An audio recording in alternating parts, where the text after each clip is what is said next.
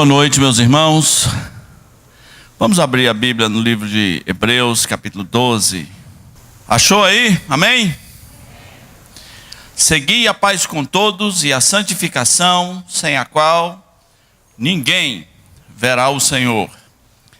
Atentando diligentemente, porque ninguém seja faltoso, separando-se da graça de Deus, nem haja alguma raiz de amargura, que brotando vos perturbe e por meio dela muitos sejam contaminados. Nem haja algum impuro ou profano, como foi Esaú, o qual por um repasto vendeu o seu direito de primogenitura. Pois sabeis também que posteriormente, querendo herdar a bênção, foi rejeitado, pois não achou lugar de arrependimento, embora com lágrimas o tivesse buscado. Vamos orar. Nosso Deus, nós somos gratos porque podemos cultuar o Senhor, podemos ter prazer em louvar o Teu nome e podemos ser expostos à Tua palavra, que nos fala de maneira diferente todas as vezes. E que hoje à noite seja diferente, outra vez, que haja alguma coisa nova derramada aqui, não nova no sentido de que não existisse, mas algo que não conhecemos, que não temos aplicado, que não temos desenvolvido na nossa vida. Que o Senhor nos alimente assim, derramando a Tua palavra abundantemente nesse lugar. Pedimos em nome de Jesus. Amém. Irmãos, o livro de Hebreus, ele pode ser dividido em duas partes. Numa primeira parte, o escritor quer argumentar que Jesus Cristo é superior a Moisés, superior à lei de Moisés, superior aos anjos, superior a qualquer ser desse universo, e que a obra que ele fez, ao morrer, ser sepultado e ressuscitar, e rasgar o céu, e se assentar onde nenhum anjo jamais foi, e ser adorado por todos os anjos, ser aceito por Deus como tendo apresentado um sacrifício perfeito, essa obra de Jesus Cristo faz com que muita coisa da lei não faça o menor sentido para nós.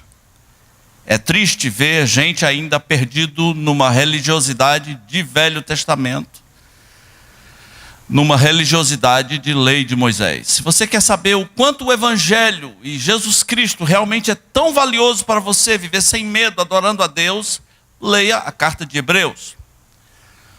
Mas num segundo momento, a carta é mais prática, tem mais a ver com o dia a dia, como é que a gente vive essa fé cristã no dia a dia.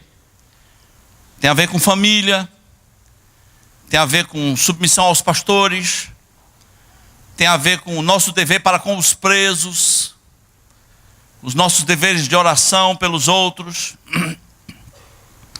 E essa parte que a gente leu hoje é um setor importante desse lado prático da carta de Hebreus.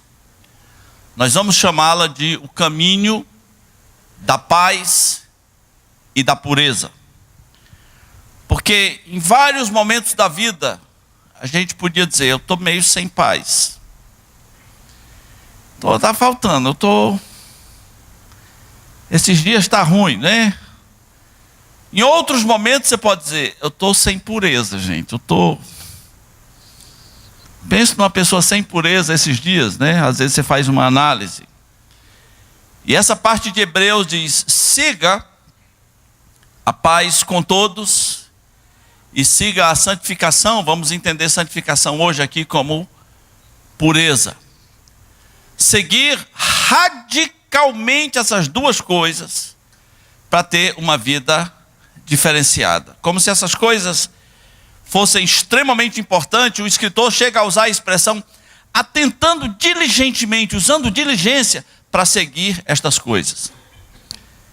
Eu vou tentar ilustrar isso com um gato correndo atrás do laser. Você já tentou botar uma luz laser na frente de um gato, né? O gato enlouquece, né? Ele pira, porque ele quer seguir a luz. E se você mudar de lugar 1 milhão de vezes, ele vai... É possível matar um gato a exaustão. Que se você deixar ele 3 dias ali, sem beber, sem comer, correndo atrás daquela luz de laser, esse é o gato. Ele surta, ele pira com a luz. Ele quer seguir, ele só quer isso, ele só quer se perguntar, ele quer seguir o laser. A Bíblia nos dá 2 coisas para nós seguirmos. Talvez não pirados feito o gato, né? Mas a Bíblia diz: siga a paz e siga a pureza. Siga a paz e a santificação. Porque ninguém vai ver o Senhor sem santificação. Falaremos disso depois. Mas vamos entender a importância de seguir a paz na vida do cristão. Em Colossenses capítulo 3, a partir do versículo 12, naquelas virtudes maravilhosas, Paulo diz assim: que a paz seja o árbitro no seu coração. Que as tomadas de decisão sejam baseadas no critério paz. Isso vai trazer paz? Ou vai trazer confusão, vai trazer discórdia, vai trazer carnalidade? Existe um caminho a ser seguido chamado o caminho da paz. E a paz precisa ser o árbitro, aquilo que decide qual é a decisão que a gente vai tomar. Não é a teimosia, não é a opinião, é a paz. Em Romanos 12, Paulo chega a dizer assim: olha, se possível, no que depender de vós, tenham paz com todos os homens. Como é profunda essa palavra, não é? Se possível, no que depender de vocês, tenham paz com todos os homens. Quase todo mundo já teve uma pendenga com o vizinho. Às vezes uma pendenguinha, né? Às vezes uma pendenga mais séria. Às vezes a questão já foi para a justiça. Na Bíblia é assim: o que é que você fez para que houvesse paz? Porque na sua carnalidade, o ser humano, ele pode interpretar a Bíblia negativamente. Por exemplo, a Bíblia diz: olha, se possível, no que depender de vós, tende paz com todos os homens. E eu tenho ouvido pessoas dizerem assim: olha, pastor, a Bíblia diz, se possível, tenha paz com todos os homens. Com aquela pessoa, não é possível. Não é possível, não vou ter paz com ele. Não está na Bíblia? Está ou não está? Se possível, para ter paz. Com aquela ali, não é possível. Então é fácil se livrar de alguém, né? Muito fácil. Mas o texto não está dizendo que não é possível. O texto está dizendo, no mínimo, que existem grandes possibilidades. O texto está dizendo assim: no que depender de você, o que for possível fazer. Então o que é que você já fez? Você já tentou? Obrigado. Em tudo que depender de você, em todos os esforços que tiverem que ser feitos, vá lá, tome as atitudes corretas, faça o que for possível. No que depender de você, faça todo o esforço para ter paz com todos os homens. E eu estou falando paz na época de rede social. Rede social é uma desgraça, né? Alguém falou: o senhor tem Instagram? Eu falei: nunca vi um. E eu acho que isso me dá muita paz, né? Porque eu fico ouvindo as histórias de como as pessoas vão acumulando raiva, ódio via Facebook. Como as pessoas vão se insultando. E o Facebook, as redes sociais também são um lugar para aplicar a palavra. Se possível, no que depender de vós, tenha paz com as pessoas. Alguns dizem assim, por que o senhor não tem um canal no YouTube? Por que o senhor não tem uma página lá, uma fanpage no Facebook, qualquer coisa assim? E eu fico pensando, eu vejo as pessoas tão amarguradas, as pessoas que estão nesse meio, tão ressentidas, tão cheias de ódio, que eu fico perguntando, para mim, valeria a pena? Porque eu me conheço, né? Eu sei que eu sou irônico, eu sei que eu sou sarcástico. Eu sei que eu sou sarcástico, só um pouquinho, né? Eu sei que eu posso provocar pessoas. Será que para mim vale a pena mesmo? Vale a pena? Você que anda brigando em redes sociais, o critério vale para você. No que depender de você, se possível, no que depender de vós, tenha paz com todos os internautas, né? Entre lá e diga, oi, salve, salve, paz e amor para todo mundo. Mande coraçõezinhos. Não mande aquelas correntes bobas que me mandam, né? Mande isso aqui para 9 pessoas e você será abençoado. Você acredita? As pessoas têm coragem de mandar isso para mim. Elas têm esperança que eu vou perder meu tempo encaminhando para 1, 2, 3, 9. Se possível, no que depender de vós, tenha paz com todos os homens. Eu quero mostrar aqui, extraído dessa porção da palavra, 3 regrinhas simples para a gente seguir o caminho da paz e da pureza. A primeira delas é não se privar da graça de Deus. Olha o que diz o texto. Atentando diligentemente para que ninguém seja faltoso, separando-se da graça de Deus, e nem haja alguma raiz de amargura. Aí você deve perguntar assim, poxa, mas aqui prega-se tanto a graça, então como é que é esse negócio de separar-se da graça de Deus?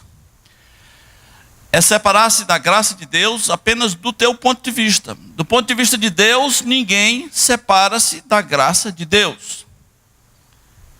Tem um salmo muito bonito para a gente memorizar, Salmo 66, versículo 20, que diz assim, bendito seja Deus, que não me rejeita a oração, nem afasta de mim a sua graça. Amém?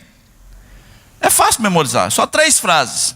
Bendito seja Deus, que não me rejeita a oração, nem afasta de mim a sua graça. Já memorizou? Então vamos dizer todo mundo juntos? 1, 2, 3.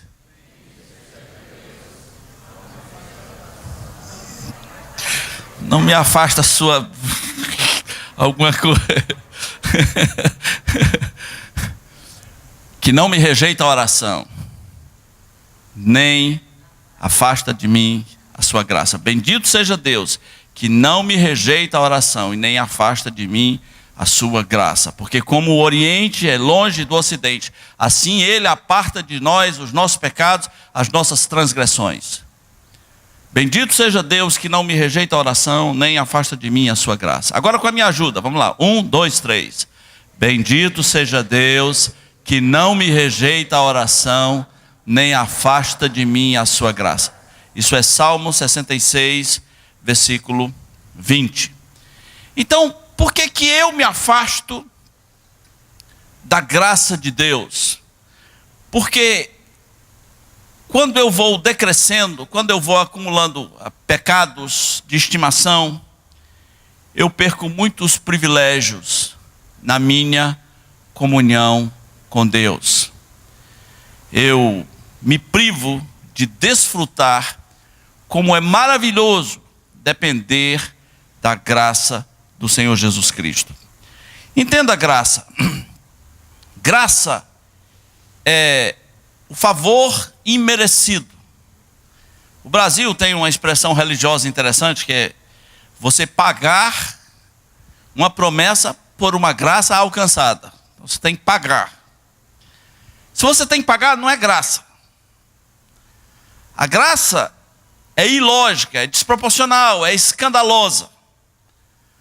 Se é favor imerecido, é exatamente porque você não merece.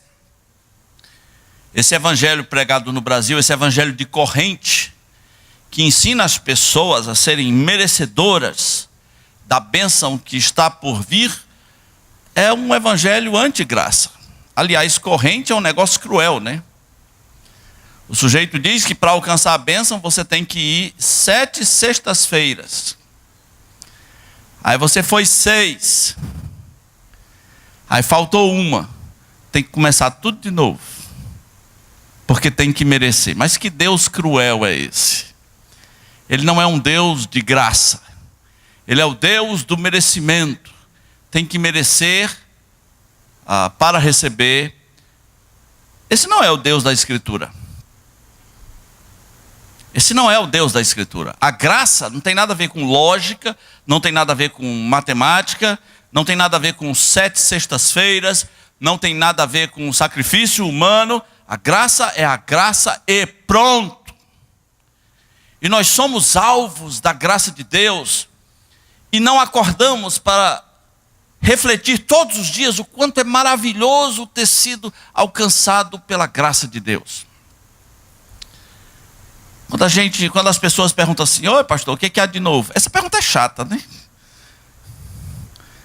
Que espera-se que você tenha sempre uma novidade para contar. O que há de novo aí? E eu falo assim: olha, não sei muito de coisas novas não, mas sei que as misericórdias do Senhor se renovaram hoje, a nosso favor. Amém? Isso está novo. Porque é o que diz Jeremias, né, no livro de Lamentações: as misericórdias do Senhor são a causa de não sermos consumidos, e as suas misericórdias não têm fim. Se renovam quando? Cada manhã. Amanhã de manhã, renova. E depois de amanhã de manhã, renova. Não tem fim. Renovam-se a cada manhã. A ideia de afastar-se da graça de Deus é parar de crescer na graça de Deus. Pedro diz: cresçam na graça e no conhecimento de Jesus Cristo. Cresça, cresça. Você já crê? Que bom, mas agora está na hora de crescer na graça. E para crescer na graça, meus irmãos, eu preciso fazer reflexões profundas. Eu preciso parar de ser um papagaio que apenas repete conceitos. Eu preciso fazer reflexões profundas sobre Deus, que me alcançou por graça. Mas por quê? Qual é a lógica? Acaso serei eu o mais bonito de todos? Não. Tem gente mais bonita do que eu nesse mundo? Tem. Uns 3 bilhões.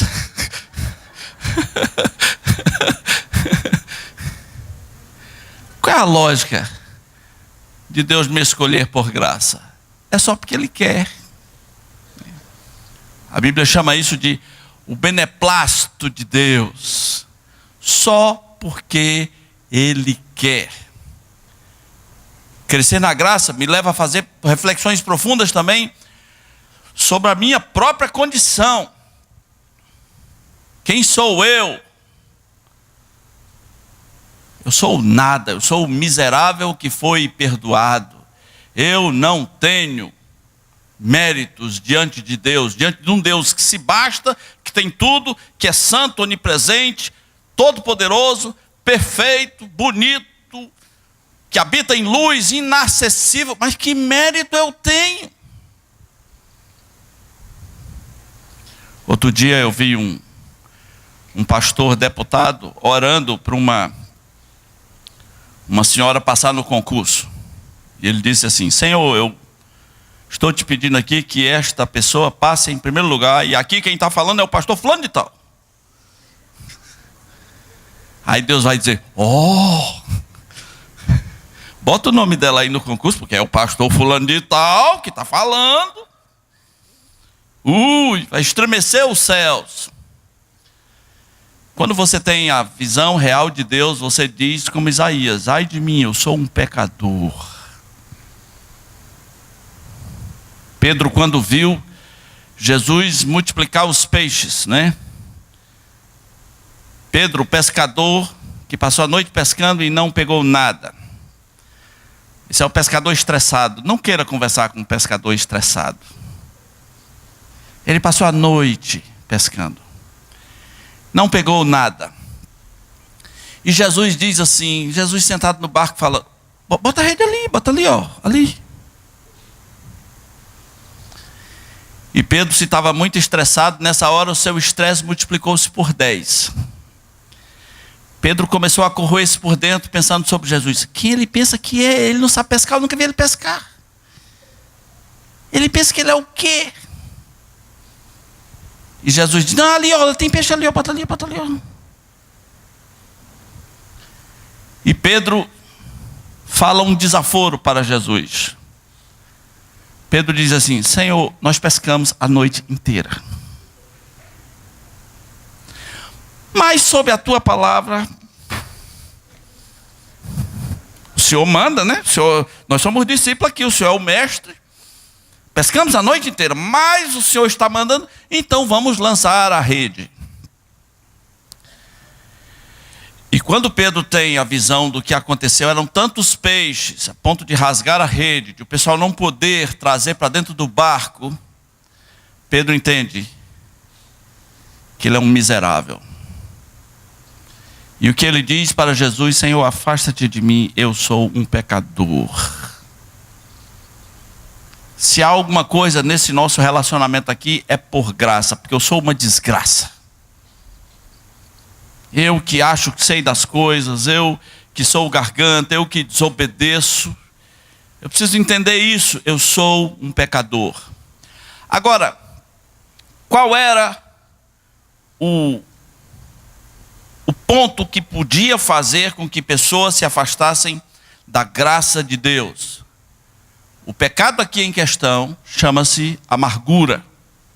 O escritor diz: se você deixar brotar raiz de amargura, você vai se separar da graça de Deus. Raiz de amargura é algo que pertence à humanidade. A humanidade anda assim.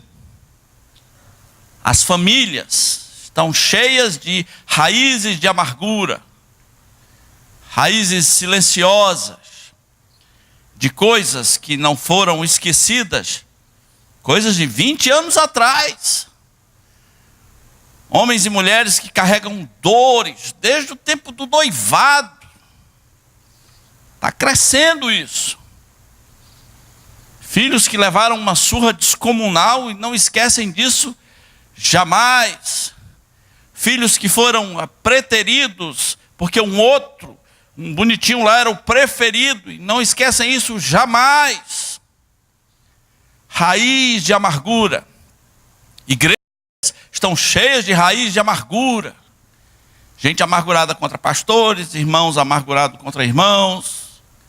As instituições de trabalho estão cheias, absolutamente cheias, de raiz de amargura. Eu gosto de passar de frente de uma instituição de trabalho, ficar olhando para ela e penso assim: meu Deus, aí dentro tem coisa.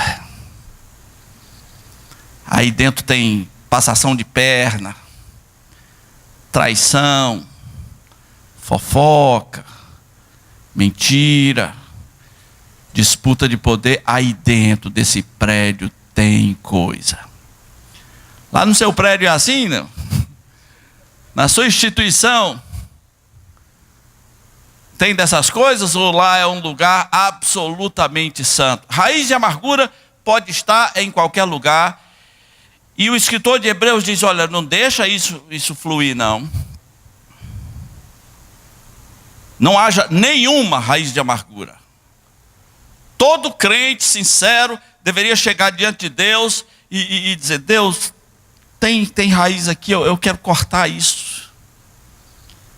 Eu quero resolver minhas raízes de amargura, paternas, maternas, fraternais, sejam lá o que for. Eu quero resolver minhas raízes de amargura, porque elas me afastam da graça de Deus. Raiz é uma coisa que está profundo, né? E tem plantas que têm raízes profundas, mas tudo começou com uma semente. Às vezes, sementes que querem gerar na nossa vida, querem nascer como raiz de amargura, a gente devia jogar fora imediatamente. Uma fonte de raiz de amargura é mágoa. Mágoa. Toda mágoa é contra seu dono. Mágoa é tomar veneno, querendo que o outro morra. Quem morre é o dono.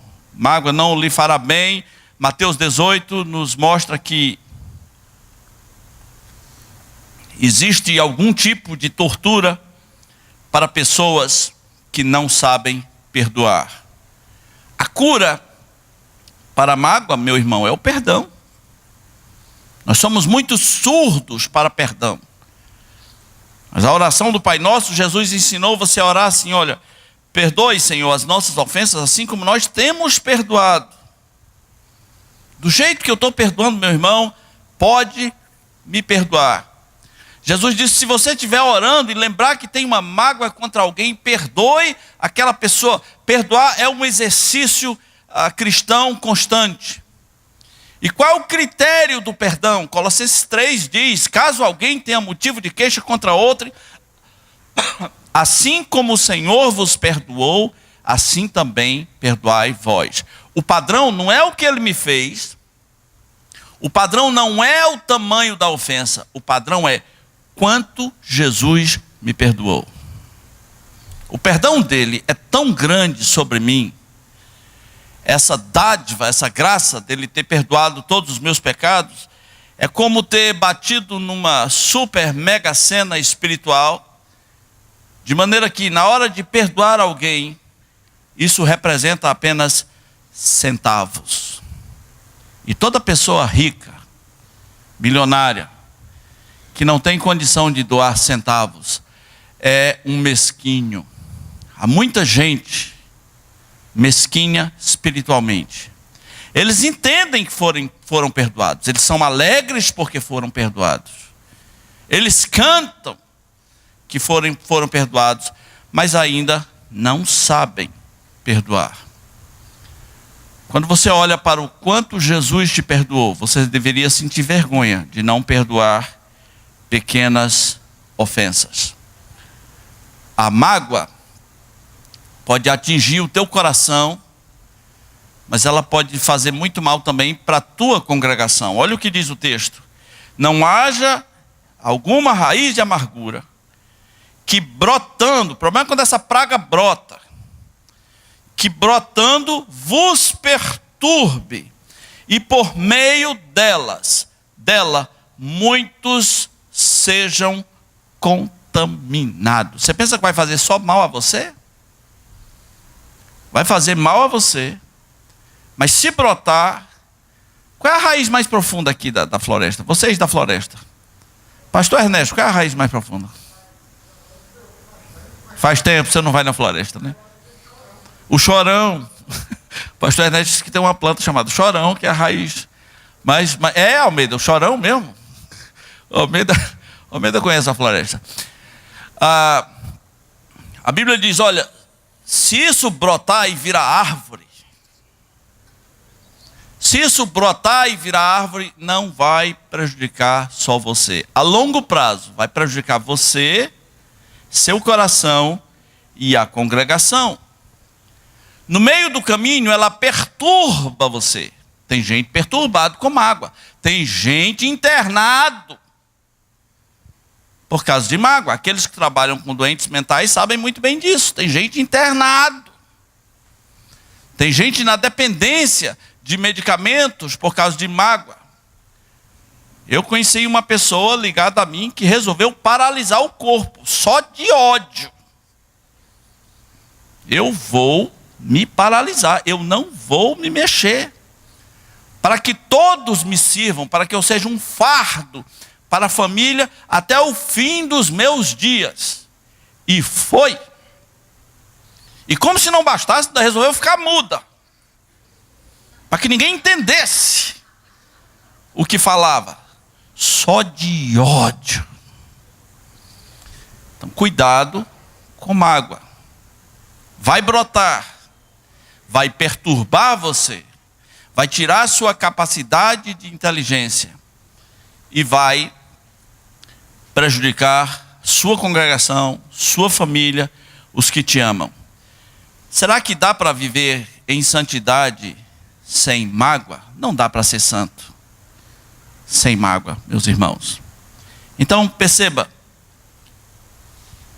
não se afaste da graça de Deus por causa de pecados, não deixe brotar raiz de amargura, e por último, não despreze os privilégios da vida cristã. Eu estou falando de privilégio porque o escritor coloca aqui Esaú, no caso, né? Diz no versículo 16: não haja algum impuro ou profano como foi Esaú, o qual por um repasto vendeu o seu direito de primogenitura. Para quem não conhece, a história de Esaú e Jacó eram dois irmãos. O mais velho, apesar de serem gêmeos, o nascido primeiro era Esaú. Pelas leis da época, ele tinha o direito da primogenitura. Só que é o primogênito da família mais importante da terra. Da família a quem Deus prometeu uma descendência como as areias do céu, as estrelas do céu, a areia do mar. A família de onde viria o Salvador Jesus Cristo. Esaú deveria ser um grande patriarca nessa família. E um certo dia ele, com fome, seu irmão comendo um prato delicioso, e aquele negócio que quando o irmão está comendo uma coisa e o outro fala, me dá um pedaço. E o outro fala, dou não. Que momento. Geralmente pedem o último pedaço, né? Dou nada. E Esaú falou, Jacó falou, dou não, eu vendo. E o preço é você jurar que você vai passar o direito de primogenitura dessa família para mim. Resposta de Esaú, de que me vale direito de primogenitura? Eu estou com fome. A boca foi feita para comer, né? Ele diria. Eu fui feito para comer. E passou assim. E a partir daí Esaú vai ser meio que esquecido. Depois ele se faz de vítima. Meu irmão me enganou. Que é um pouco de verdade mais na frente. Mas Esaú é irresponsável. Porque ele não entendeu o privilégio de ser primogênito naquela família. Perceba, meu irmão, como Deus vê as coisas. Para nós, como é que nós vemos Esaú cedendo esse direito de primogenitura? Como é que o próprio Esaú vê isso? Eu sei como Deus vê. Deus vê que Esaú é impuro e profano. Tem coisa que você faz que é só uma aventura, e Deus vê ali um impuro, um profano, um irresponsável. A palavra de Deus diz, não haja entre vós nenhum impuro ou profano, como foi Esaú. Irmãos, a gente pode criticar Esaú, mas como é que a gente lida com os privilégios que Deus nos tem dado? Hoje de manhã nós falamos sobre os exercícios da piedade.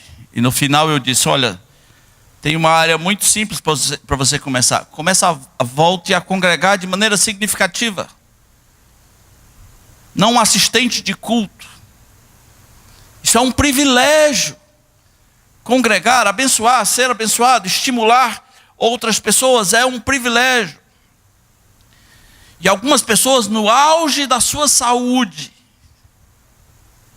no auge dos seus discernimentos mentais, não valorizam isso.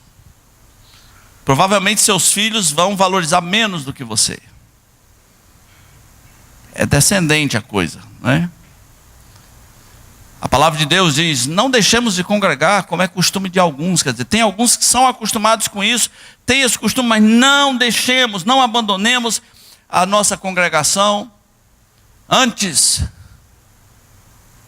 façamos admoestações para nos exortarmos, nos estimularmos ao amor e às boas obras. Tanta gente precisando ser estimulado pela tua presença, tanta gente precisando da tua visita, você mesmo precisando de palavras poderosas para curar o teu coração distante de Deus. A pessoa, quando ela está em decadência, ela pensa assim: eu não vou para a igreja hoje. Por quê? Porque eu não estou com vontade. Isso aí não está com vontade, não adianta, né, pastor? Não adianta, eu não estou com vontade. Não estou com vontade, não vou, porque eu não estou com vontade. Que raciocínio. Deus deve do céu dizer: é mesmo. Não é? Deus deve dizer isso. Deus deve dizer: que sábio. Quem disse que você sabe o que é melhor para você? Deixa eu lhe dizer uma coisa sobre tuas vontades. Quando você estiver sem vontade, é nesse momento que você está mais necessitado. A pessoa, a criança dizendo para a mãe, a mãe: menino, tem que se alimentar. Ah, mãe, se eu não estou com vontade, não adianta. As mães não aceitam esse argumento. Elas usam nem que seja um negócio do aviãozinho, mas tem que alimentar o menino, porque ela sabe que ele precisa crescer. Não é a vontade, não é questão de vontade. Menino, quando está brincando, esquece de tudo. Ele fala: não estou com vontade não, quero brincar. Mas ela sabe que ele precisa comer. Então, tua vontade não é o critério. Se você for fazer só o que a sua vontade manda, você adultera com a vizinha, ou não é? Ou com o vizinho, não é? Você não sabe o que é melhor para você. Você é uma criança. Jamais use o critério vontade. Diga assim: eu não vou porque eu estou fraco. Eu estou mais fraco do que caldo de peteca. Estou muito fraco. Seja honesto. Não fique bancando o Senhor da vontade. Não, porque eu não vou, porque eu não estou com vontade. Porque se a pessoa não está com vontade, não adianta ir. Porque para que ir se não está com vontade? Não faça esse discursinho da vontade. Ao invés disso, diga: Deus, me dê graça, porque eu estou fraco. Eu ando sem vontade. Eu sei que eu sou necessitado, mas a minha vontade é de fazer coisa errada. Eu estou trocando um bom culto pelo Faustão. Olha que coisa maravilhosa. Ô, louco.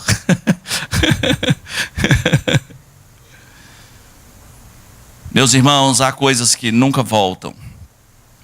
Quanta gente que no auge da sua saúde não esnobava congregar e hoje quer congregar e não pode. Há caminhos de paz e de pureza para se seguir, e nessa rota você não pode desprezar privilégios. Só para reforçar essa coisa de a paz como um caminho, Filipenses capítulo 4.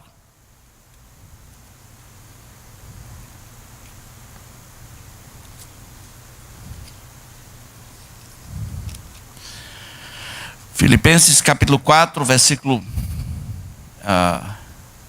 6, diz assim: não andeis ansiosos por coisa alguma, em tudo, porém, sejam conhecidas diante de Deus as vossas petições pela oração e pela súplica com ações de graça, e o Deus da paz, que excede todo o entendimento, guardará o vosso coração e a vossa mente em Cristo. A paz é um caminho para ser seguido, e Deus premia a nossa mente com a sua paz. Para quem não tomou a decisão, pela graça de Deus, de confessar Jesus como seu Salvador e segui-lo por toda a sua vida. A primeira paz que você precisa ter é com Deus. Romanos capítulo 5, versículo 1 diz: justificados, pois, mediante a fé, temos paz com Deus, por meio de nosso Senhor Jesus Cristo. Por que é paz com Deus? É porque quando você descobre que você não vai ser condenado por Deus, você recebeu o presente de Deus, você não tem mais medo de Deus, você recebeu a graça de Deus na sua vida, isso te dá a paz eterna.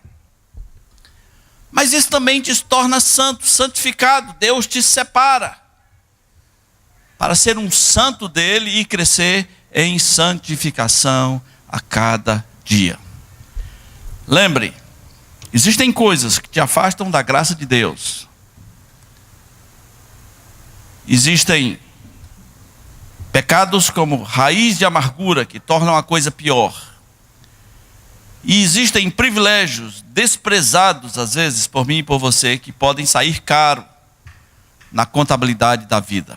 Que Deus nos ajude a seguirmos a paz e a santificação enquanto estivermos nesse mundo, sabendo que Deus quer o melhor para nós. Vamos orar. Nosso Deus, nós te agradecemos porque o Senhor é bom, sua misericórdia para nós, para conosco não muda, se renova todos os dias, e nós te agradecemos porque o Senhor fala conosco através da palavra do Senhor.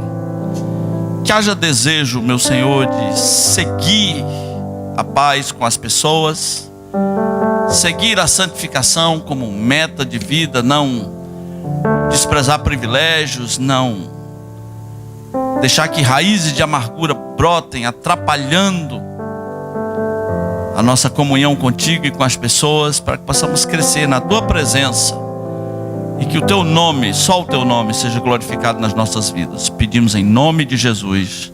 Amém.